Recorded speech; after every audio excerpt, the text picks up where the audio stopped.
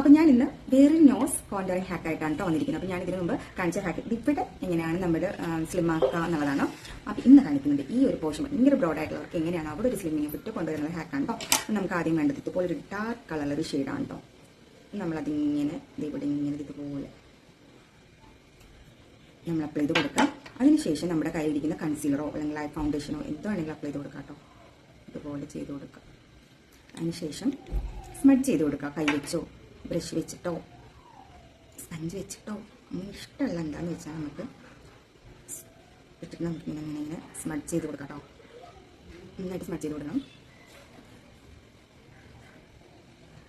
പുറത്തേക്ക് കണ്ടോ സ്മഡ് ചെയ്ത് കൊടുക്കുന്നത് പോലെ